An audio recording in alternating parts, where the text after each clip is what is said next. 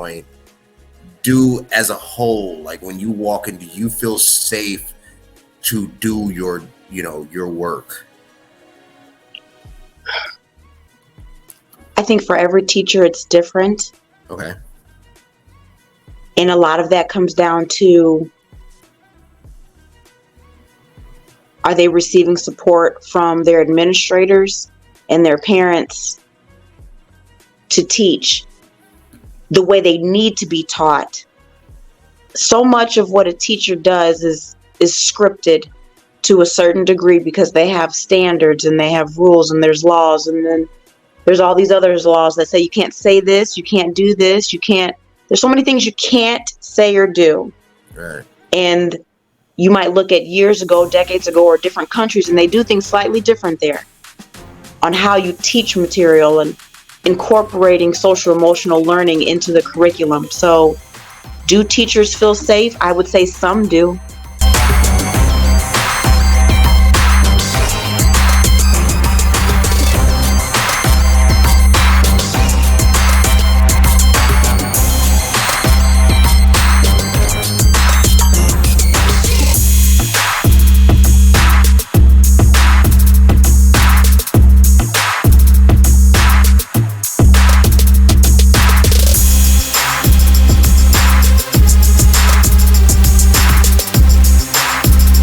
Also, welcome back to another episode of the CVM Show, because it is what the best podcast on God's green planet. You know why? Because I'm the best podcast host. I want you to believe that. I want you to follow me, connect with me, subscribe to YouTube. Hello, YouTube at CVMK. Them that know. This is one of my Kelly CVMK. Follow me on the gram. It is what it is _ show. CVMK. Look, this episode is interesting. And what I mean by that is I had the amazing opportunity to participate in education, to encounter some amazing educators, some amazing teachers, some amazing leaders, but also some amazing students. And it really changed my mind about what needs to be done. But the reality is, I'm not an educator, right?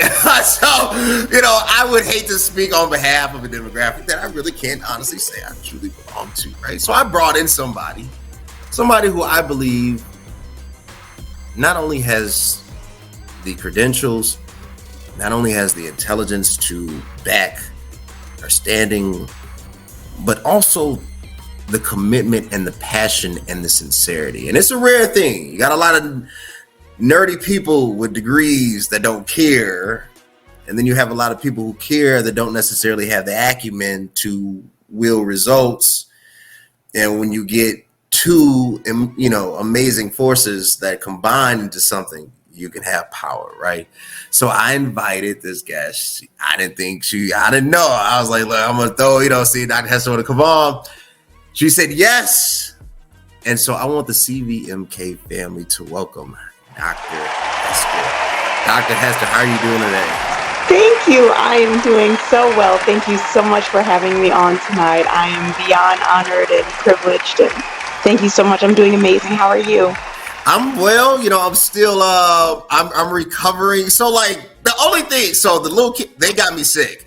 And I have been fighting this for 2 weeks.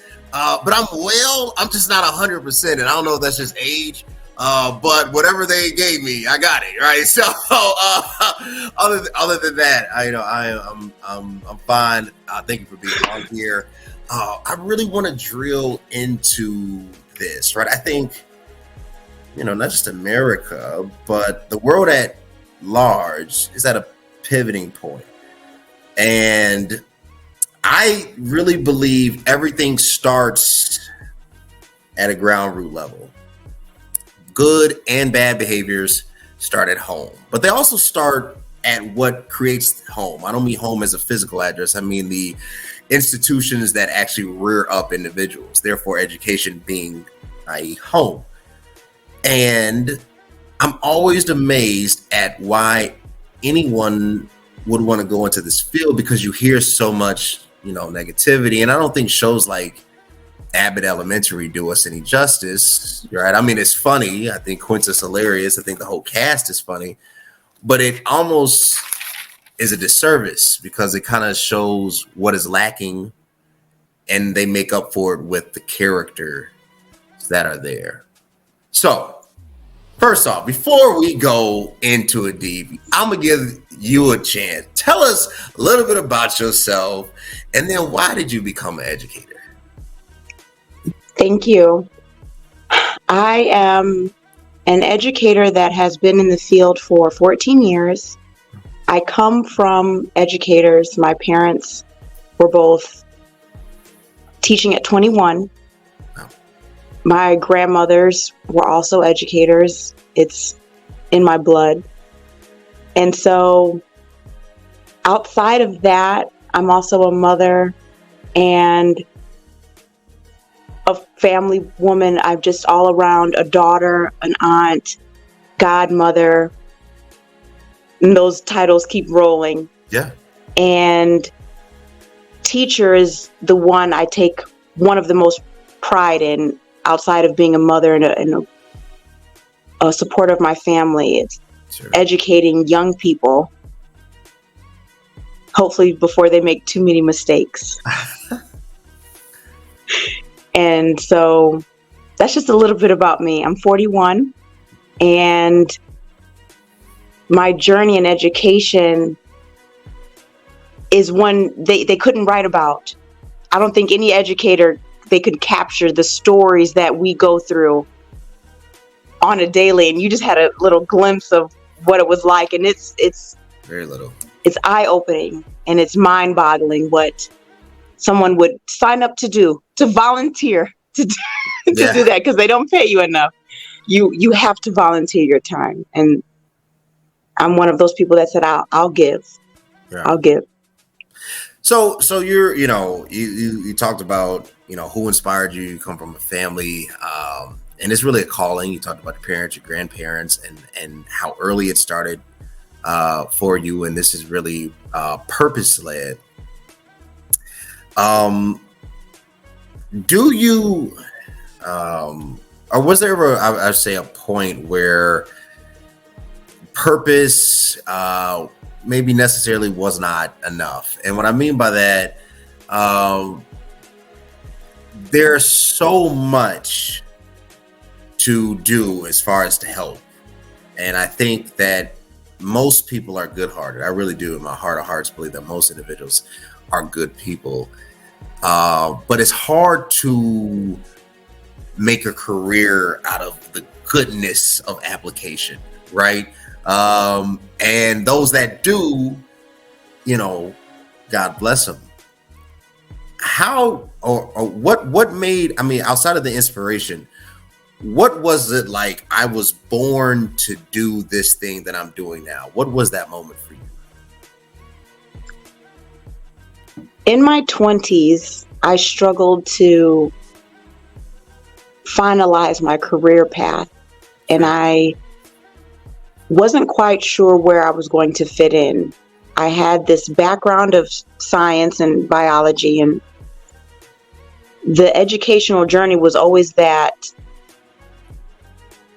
It was almost like waiting for me. Like if in nothing else, you can do this. I started taking education courses at Governor State. I transferred from Kentucky State. I went to Governor State. Okay. I didn't start excelling. I didn't realize the joy that I had in me to stand in front of a group of children who are captured. They're locked in there. They can't leave. And everything you say and do could influence that child. And that's when it hit me that this was the field. In our time, the amount of the stress and the state of emergency that education is in right now is greater than anything else. Yeah. And the children are pouring out in the adults in ways we've seen an overpouring of hurt and pain in education, to where they're violent and they're killing in an environment that we wouldn't normally see. When we hear of school shootings and things like that, it's jaw dropping to be around or to witness or to say, oh, down the street something happened in a place that should be sacred. Yeah. And that's my biggest drive, is to save children's lives, and in any way possible. When I'm firm, when I'm sweet, it's how are we going to save these children? Yeah. And how are they going to understand that they're valuable and they're precious and they weren't a mistake? They were meant to be here, and helping them find their place and letting them know that each and every one of them has potential, is worthy of love, and can do great things, even if they struggle. Sure. And that's been part of my biggest push to stay and to be here, is to help all of these generations that just seem really lost. Some of them just seem so lost and without direction. And I may not be able to tell them what direction, but I can hopefully present some options, some healthy, safe options, in ways that they can feel that they're giving back and they're helping other people like themselves. Yeah. I like it. I want to drill down into the societal demand, because I think that's going to open up Pandora's box. Let's take a quick break, word from our sponsors, and I'll be back. There's a hero in all of us, waiting to be unleashed. All it takes is just that one last push. Activate the hero within with CVMK Global Supplements. All natural, steroid-free, designed to enhance performance, build muscle, and increase energy. You are unstoppable. You can do this. Become your own hero at www.cvmkglobal.store.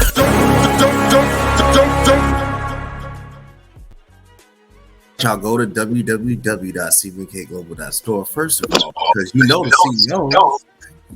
And B, we just dropped the whey protein. It is absolutely delicious. I just finished it. Chocolate, only 110 calories, 25 grams of protein, has all the digestive enzymes, and it's just pure whey, pure enzymes, pure muscle goodness. I want you to go today, get it, use code CVMK for 20% off, www.cvmkglobal.store.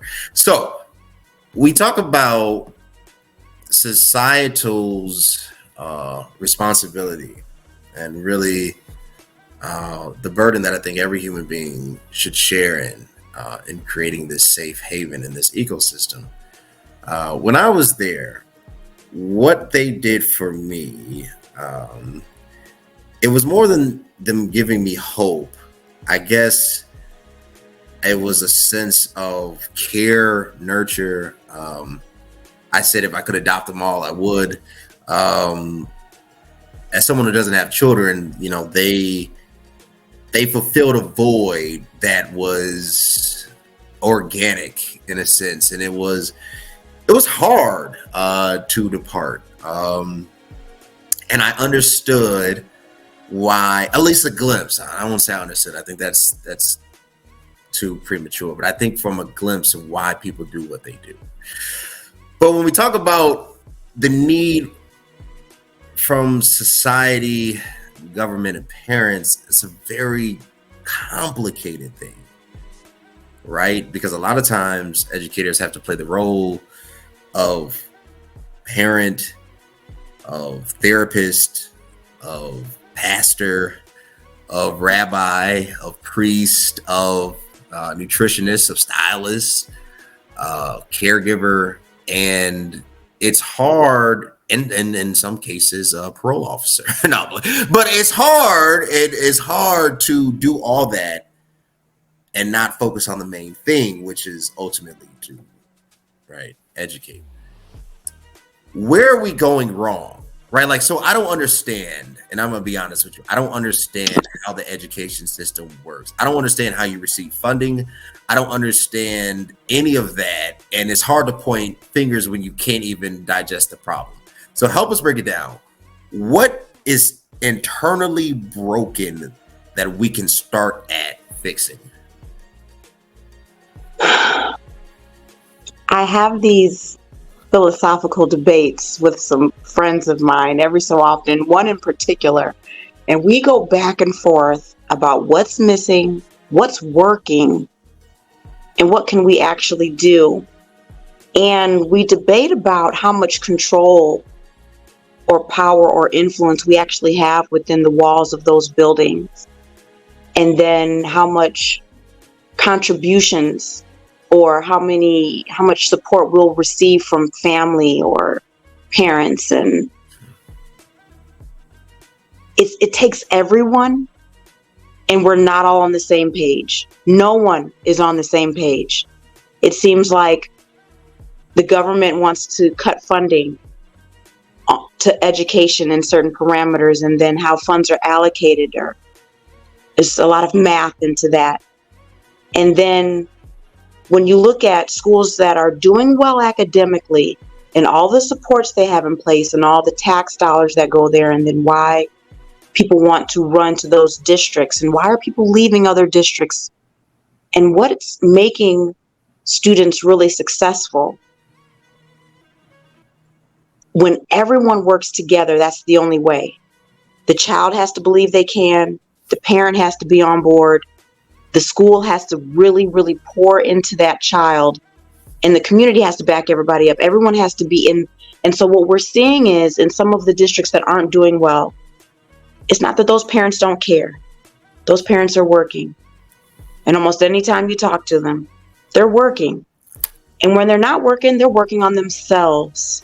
Yeah. And we can't take that away from their job or their duty to have their mind, their spirit, whatever they need intact in order just to make it through the day. Sure. And offering support to parents. Children now receive 5 mental health days. Everybody needs mental health days. It's not just, we love these children, but it's not just them. Everyone needs support when they're maybe on their last leg. Yeah. And so I think it comes down to finding organizations and opportunities to support every single person that's involved with raising this child and all of these children. Making sure the teachers feel supported when they're having a really crazy day.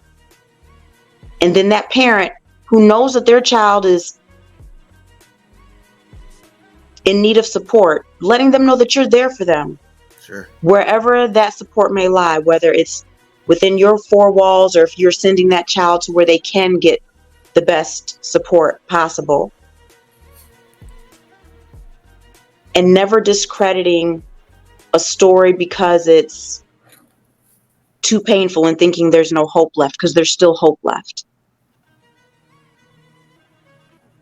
That's part of that. That's part of that. That's good.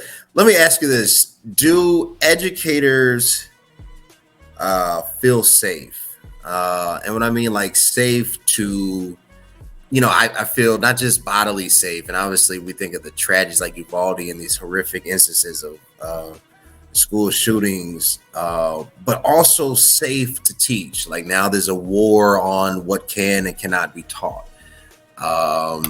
And I just feel like, there's a lot. I'm not arguing A or B. There's a lot that goes into that. I sometimes, I've agreed with school choice, and then sometimes I'm like, maybe we're being too soft, and then sometimes I'm like, I don't know. It just really depends. But from an educator's standpoint,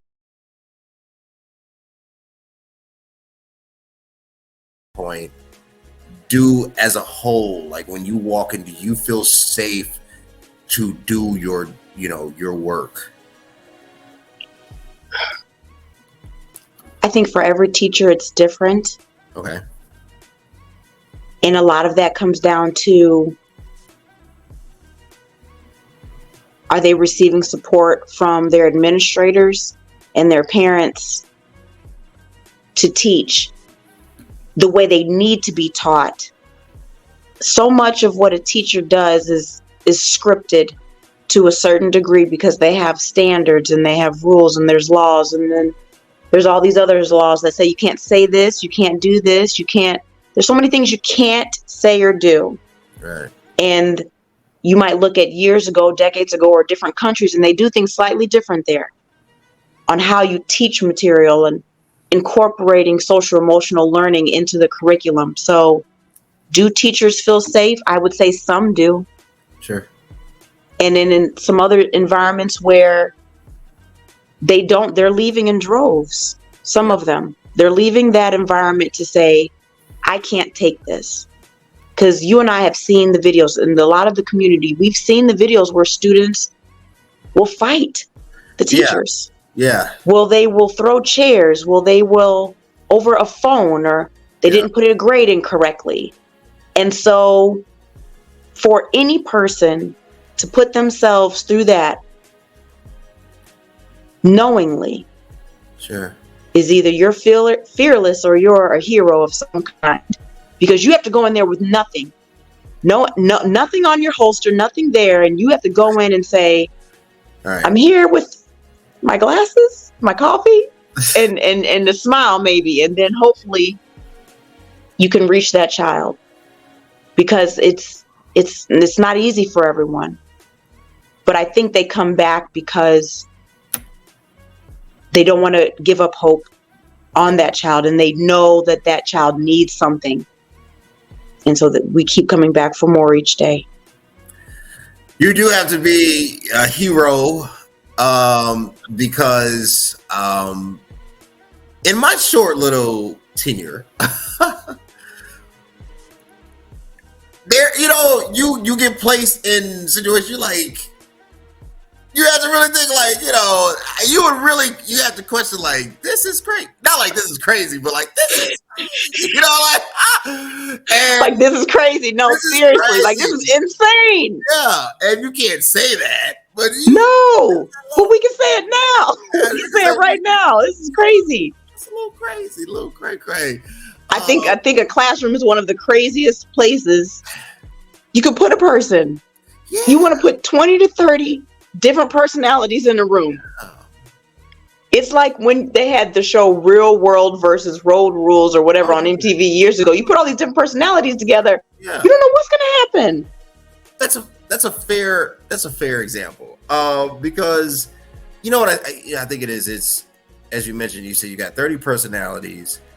You also have 30 distinct situations, and you have human beings. I don't care if they're 100, they're flawed, right? Yeah. God made us, but we're super flawed, and every human being, no matter who they are, has something to improve upon. But if you place a human being in an adolescent stage and they haven't quite figured out the language, how to deal with certain feelings, what's appropriate, what's not appropriate, then it becomes like, wow, and that wow, you really have to have patience for. So that's my little critique. I got a few more questions because I definitely want to drill some things and talk about some motivating factors. Quick break, word from our sponsors. I literally just tried the best pre-workout on the planet. With Superpower pre-workout, you have increased focus and a power boost every single time you work out. It's not only packed with 225 milligrams of caffeine, but it also has citrulline and creatine. It's insane how much energy and focus I had during my workouts. If you're ready to take your workouts to the next level, then ditch your current pre-workout and get the Superpower pre-workout to be your own hero. Y'all, www.cvnkglobal. So I'm telling you, I took Superpower before I did this. I got off work and I was like, I was just tired. I didn't feel like going to the gym. But I did it. I took my Superpower and put my, big boy pants on, and I got through it. Got some amazing footage. That's why you need to follow the Instagram page, CVK_global. But you need to go there because I want you to have the body that you deserve.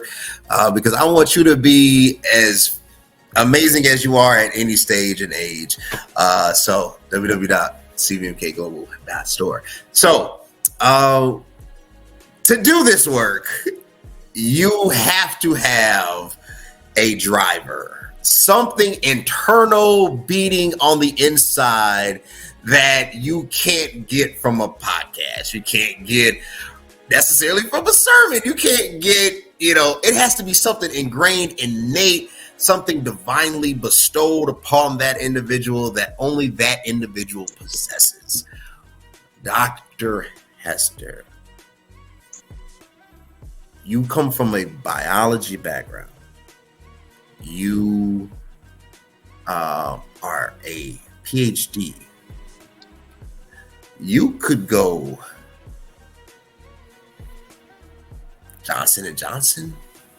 You could go, Moderna. You could, I'm just saying, there are options, right? You have options. And to relegate yourself to this, what is motivating you beyond the pale? Like, okay, I get it. Your family's there. Hey, I grew up a little bit by myself. I grew up in a family full of preachers. Everybody preached. Mama preached, daddy preached, grandpa preached, big church. My cousin's now the pastor of it. But I never wanted, I became one because, God called me, but I never really wanted to preach, right? Like I wanted to be a senator. I grew up loving JFK. And before Barack Obama came along, I didn't have anybody to pattern myself up politically. And I was like, man, he's cool, he athletic, I was like, that's it. That's the motto right there, right? So, but I never really wanted to be a preacher. What is motivating you to do this? My ultimate motivation is to leave a legacy for my daughter and family, and to let her know and my family know that when you dedicate your life to helping other people's children become good people, sure, that's what your mission was. That's all it was to help others. Yeah. My father and mother, they dedicated their lives to teaching poor Black children. Yeah. And when I think about my journey and what's motivating me, it's seeing a little girl or boy that looks like me or you. Yeah. Or a child that, most importantly, the children of color, and I'll say it before anybody else says it. Sure. When we're marginalized as we are, and we've been at a disadvantage in this country from the get-go, Yeah. my motivator is to not keep us there. Yeah. My motivator is I want our children to know that basketball is not the only way to be successful. Hello. Neither is singing or makeup. You're smart and you're talented at a world of things. And it takes time to hone in on that. Yeah. And when a child isn't sure what they want to do, I say, well, come to education. We need you.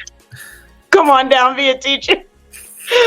And I try to get them reeled in is when they tell their peers something and it's a good thing and their peers listen. I said, doesn't that feel good when they listen? And they go, yeah, I know. Yeah, it does. I said, go be a coach. Go be a mentor. Go be a good peer. And the ultimate motivation is something we won't see now. It'll be 30, 40 years from now, and there might be someone somewhere and they say, oh, I had this teacher once and she always gave me a hard time. Yeah.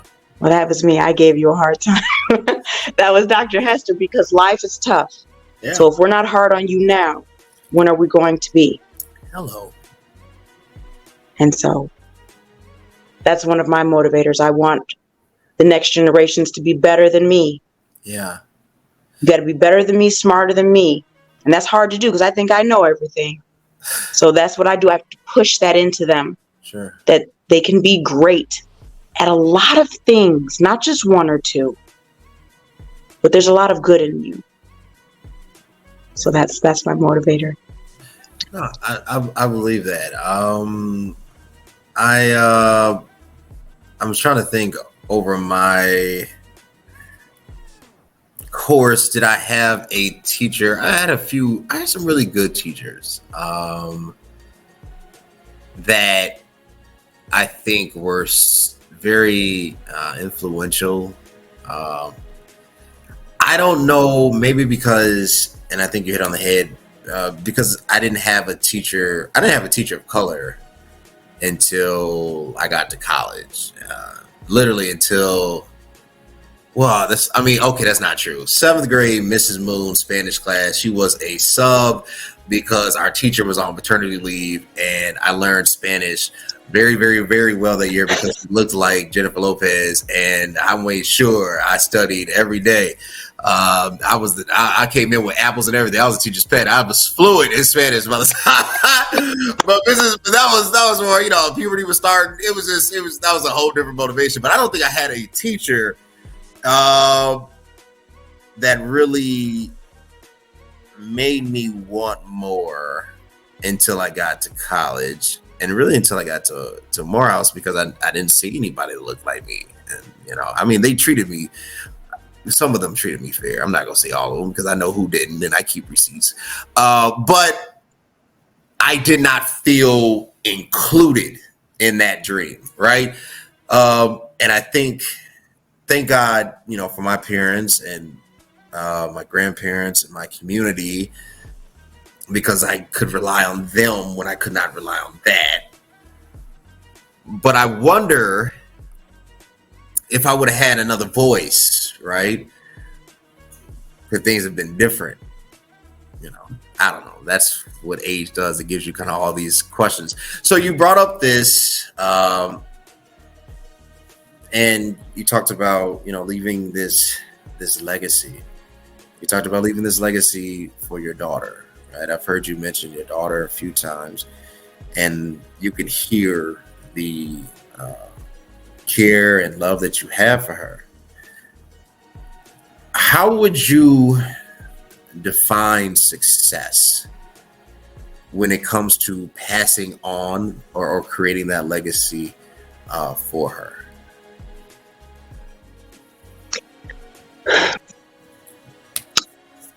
For me, yeah, success is having a balanced life that I can enjoy, and that my loved ones around me feel comforted and secure with my well-being. It's not about the amount of paper I bring home. sure. It's not about how nice this chandelier is I'm looking at. It's having a peace of mind and comfort and joy in the things that I do every day. And that's really it. That's the definition of success is, do you feel proud of what you're doing? Are you contributing in a way that you feel is progressive? Sure. And are you getting something back? When you close your eyes at night and when you wake up in the morning, do you feel okay with what you're doing?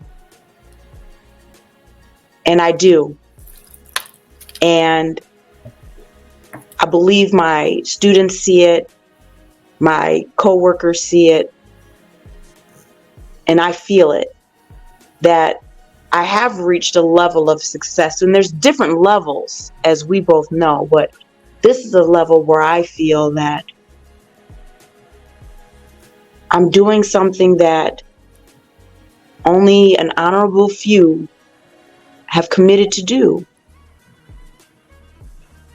in a way in which has to be tweaked because each generation is different.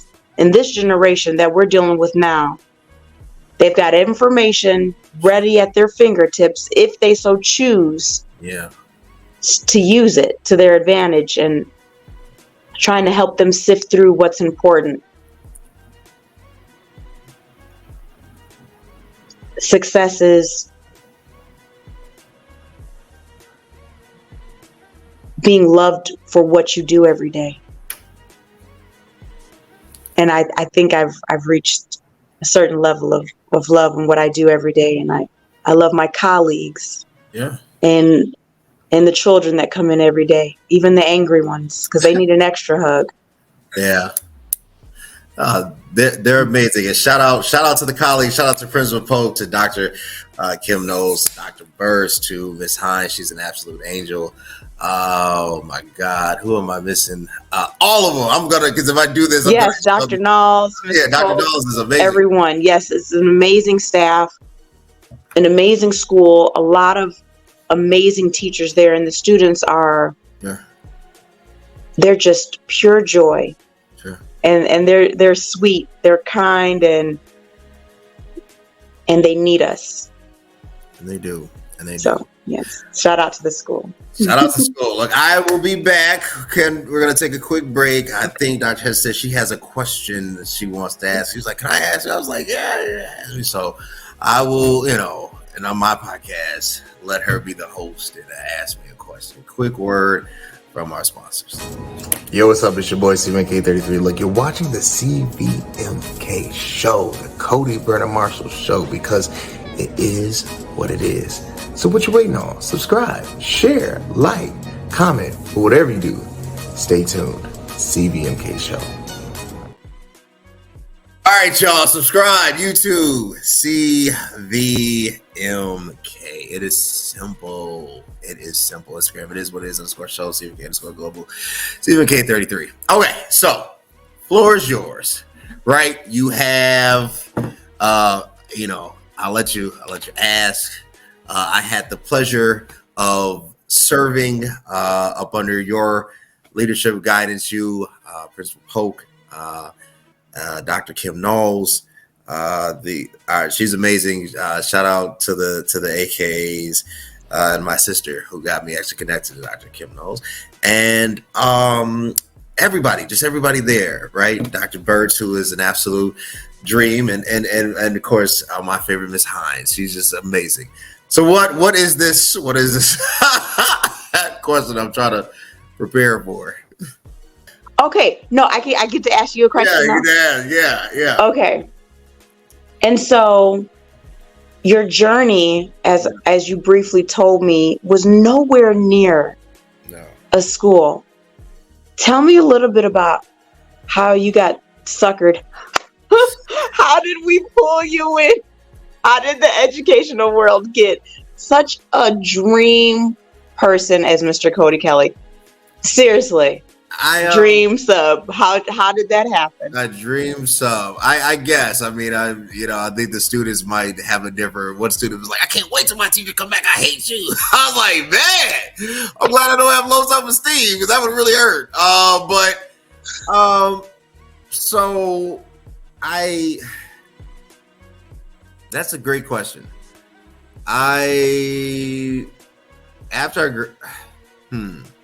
Where do you start? Graduated my MBA in 2017. From 2017, I felt like I became a career mercenary. Just trying to make it, right? Trying to provide, be the man, make money, get the cool LinkedIn status, and all this other stuff. Found out a couple things. I found out that discrimination is real.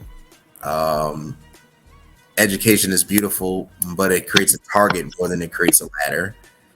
And you can only go so high, so far without conforming. And for me, I've always been a person of ethics. I've always been a person of integrity, and I've always stood up for what I would call the little person, at my own detriment sometimes. And I got tired. I mean, I was head of sales. You get tired of 1 minute you're flying high, and next minute you get an email like, "Hey, we're gonna do this," or "Company's gonna be bought," or like I remember being at work one time, and they laid off 50% of our workforce, and you get tired of the shenanigans and the games, and you realize really quickly that they won't give it to you, whoever they are. I'm not saying anybody's a they, just they won't give it to you. At least not in the manner that you see it, how you envision it.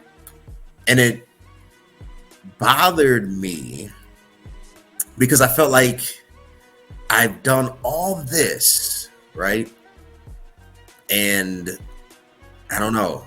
I was at a really low point. Now, thank God I have, my business, but like any entrepreneur, business is a grind and it takes time to build. And even when you get to 30,000 Instagram followers, it's not 30 million, and you still have to build and build and build and build. And you pour in more than you receive, and you can feel as if it is a vanity play. What is the point of all this? Nobody understands, right? And I was like, look, I just need to do something right now, something different, right? So one of my good friends, I'm actually godfather to his son, his second child, married to my sister. She was like, hey, look, I got a text message from one of my sorors saying that they need a sub, and you need to reach out to this person.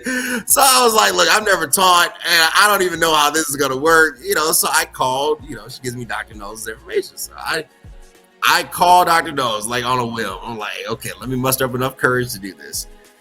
And I called. I was like, hey, this is Cody. I'm sorry you don't know who I am. My sister's an AKA. You're obviously a soror sister of hers, and she told me to reach out to you, and I know you're looking for a sub for like 3rd grade. Would love to be considered. I had already submitted my stuff for ISB because I got offered a permanent sub at TF North, TF District 215, right? So because my aunt used to work there. She worked there for over 30 years.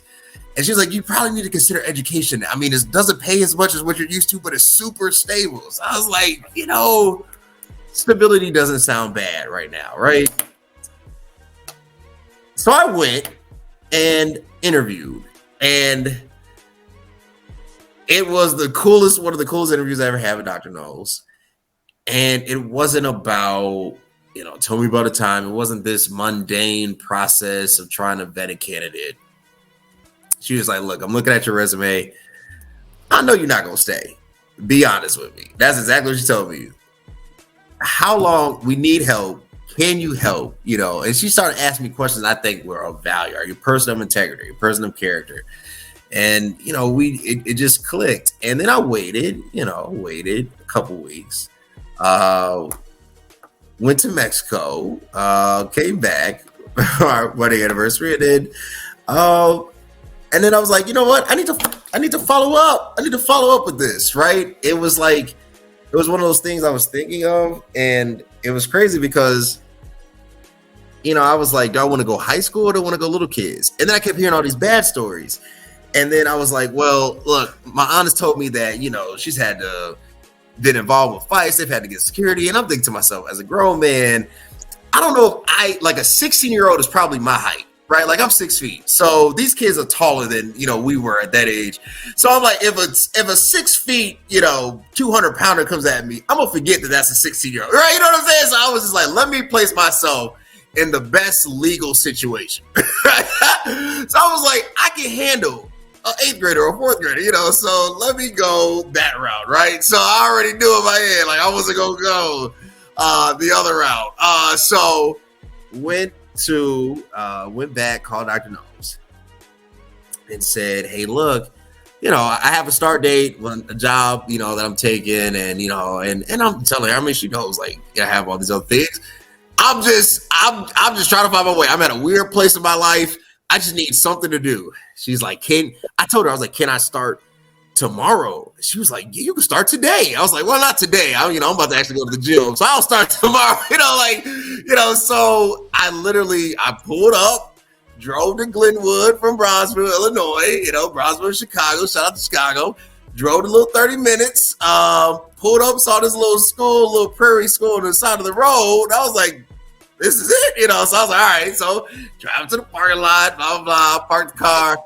And I was like, Dr. Dolson asked for Principal Polk. Call to Principal Polk. Principal Polk was just amazing, sweetheart, just awesome person, awesome leader. Shows me around the school, introduces me to Mrs. Aldridge's class. Miss Aldridge is out. I get into Miss Aldridge's class. And the first, as soon as I walk in, Miss Polk steps away. One of my students who should not be named because they're a minor said, you look like Mr. Clean. And then, I was on from there. That's literally how I got, to the school. And that's my story. And I'm sticking to it. And we're off and running. Oh my gosh. And they start immediately. They don't hold back whatsoever. Not at all. Not at all. Oh my goodness. That is my story. Well, Dr. Hester, you have been absolutely amazing. Thank you. I think that, and usually I give a final word, and I'm trying to think of my final word. I think educators are the backbone of every country, but particularly the United States. I think that if we do not take our educators seriously and give them the resources, the pay, and the protection that they need, we are in a world of trouble. I don't want to see education become commoditized to a transactional thing where only the haves have it, as it was in times of old. But I do feel like we're at a tipping point. And unfortunately, I don't think any of our leaders, said leaders, understand the gravity and the seriousness of this dilemma, and they have great words and little action, because a lot of them have never really stepped foot in a classroom. But the saving grace, because God always provides a silver lining, there are leaders like yourself, leaders like Principal Polk, leaders like Dr. Knowles, like Dr. Burtz, who will make the sacrifices in their own personal life so that kids that will not understand the sacrifice will benefit. And hopefully, my prayer is one day, before we get old and we can no longer use our faculties, they will come back to tell us thank you. Dr. Knowles is absolutely amazing. One of those people. But Dr. Hester, you have been fantastic. I want to thank you for being on the show. Thank you. Is there any way, and I always feel that people is there does Sandridge, does the district have a fundraiser? Is there something that people can come to support that can help raise awareness or anything of that nature? You hit the nail on the head. I'm so glad you mentioned fundraiser. We have several fundraisers going on right now. Right. We're fundraising for almost anything you can think of. Our students and community members, we thank you. But yes, we have several fundraisers going on. I would encourage anyone who's interested in donating to Sandridge to go on our website. We also have a class dojo that you can take a look at, but our website will be the first point. And then you can also email me or our PTA, and we can get you in contact with more information on fundraising. But please check out our website first. Y'all, go to the website. Go to Sandridge, you put in Illinois, I'm sure it'll pop up. Find out how to donate. If not, they have a faculty list. Find the email for Dr. Hester. Reach out, donate, because your dollars will help further the cause. And if you want to keep seeing amazing leaders like we have on today, you know what you got to do. YouTube at CVMK. The gram, CVMK_global, CVMK33. It is what it is _show. TikTok, CVMK global. It's all the same thing, but where the best supplements are. www.cvmkglobal.store. And until next time, guys, thanks. If you think exercise alone got me looking like this, well, think again. CVMK Global Super Thick got me right. I'm obsessed, and yeah, I won't stop talking about it because it helped me grow in all the right places. Its creatine provides a fast and reliable way to increase your power, size, and shape, and it's scientifically proven to help you reach your physical goals in a safe, controlled manner. So if you want to increase muscle size, pump, and thickness in your muscle groups, you need Super Thick.